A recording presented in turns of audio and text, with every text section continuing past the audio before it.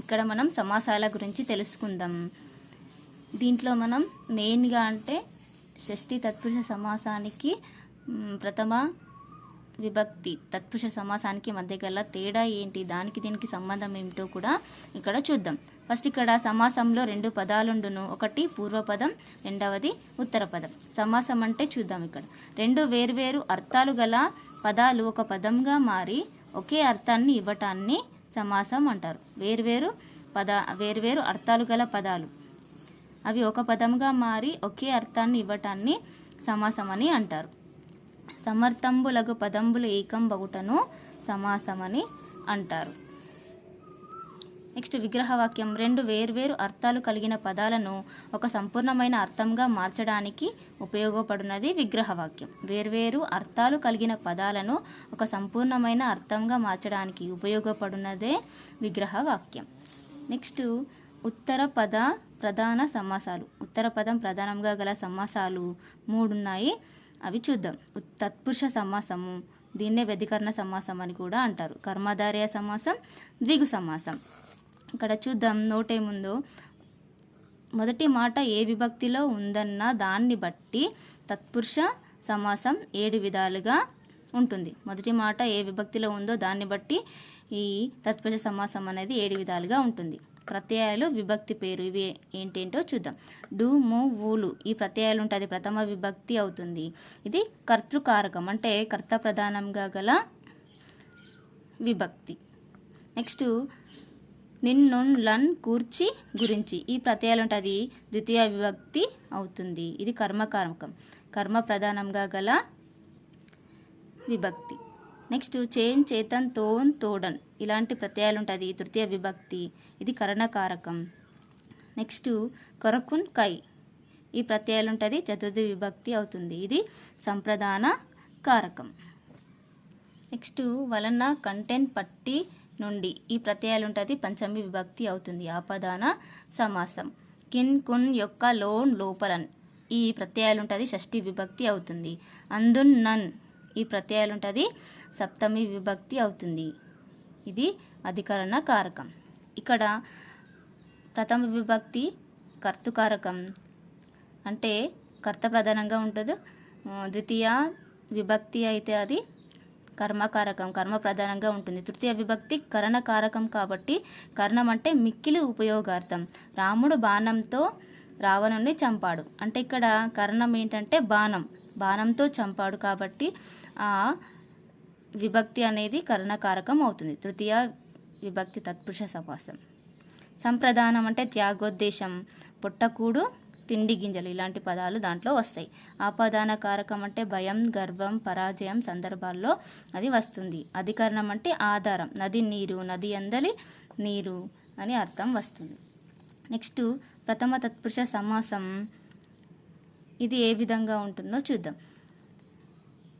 ఇంతకన్నా ముందు ఒక నోట్ చూద్దాం, అదేంటో చూద్దాం. ప్రథమ తత్పురుష సమాస పదాలను షష్ఠి తత్పురుష సమాస పదాలను విగ్రహ వాక్యాలుగా మార్చినప్పుడు షష్ఠి తత్పురుష సమాసం యొక్క విభక్తి ప్రత్యయాలే వస్తాయి. షష్ఠి తత్పురుష సమాసాన్ని ప్రథమ తత్పురుష సమాసాన్ని విగ్రహ వాక్యాలుగా మార్చినప్పుడు ఈ షష్ఠి తత్పురుష సమాసం యొక్క విభక్తి ప్రత్యయాలే వస్తాయి. ఈ రెండింటిని మార్చినప్పుడు ప్రథమ తత్పురుష సమాసానికి కూడా షష్ఠి తత్పురుష సమాసాన్ని మార్చినప్పుడు ఎలాంటి ప్రత్యయాలు వస్తాయో అలాంటి ప్రత్యయాలే ప్రథమ తత్పురుష సమాసానికి కూడా వస్తాయి. సమాసం మొదటి పదం నుండి రెండవ పదానికి జరిగితే అది షష్ఠి తత్పురుష సమాసం అవుతుంది. సమాసం అనేది మొదటి పదం నుండి రెండవ పదానికి జరిగితే అది షష్ఠి తత్పురుష సమాసం అని అవుతుంది. బ్రహ్మ ముఖములు, బ్రహ్మ యొక్క ముఖములు.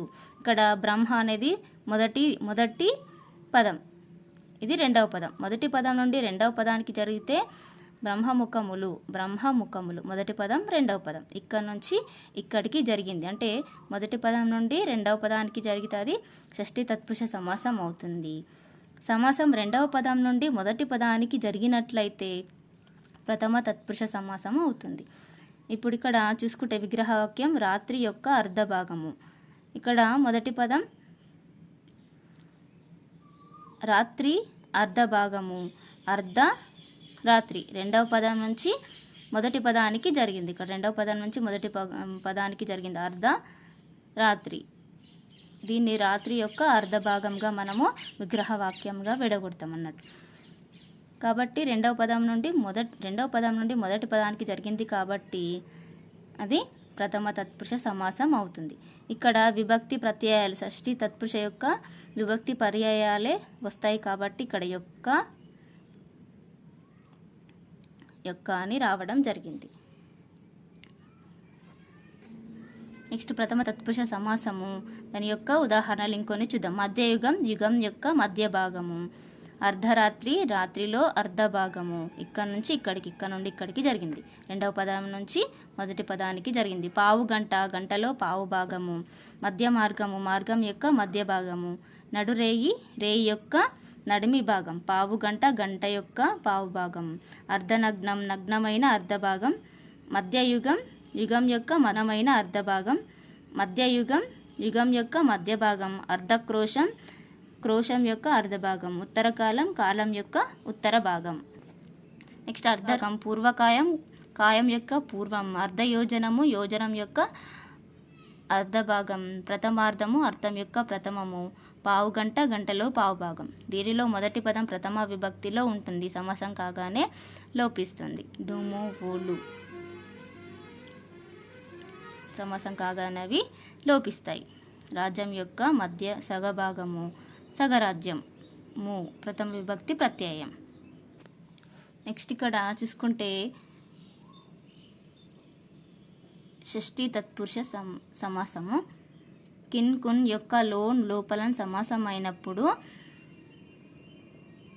లోపిస్తాయి. ఈ ప్రత్యయాలు సమాసమైనప్పుడు లోపిస్తాయి. బ్రహ్మ ముఖములు, బ్రహ్మ యొక్క ముఖములు.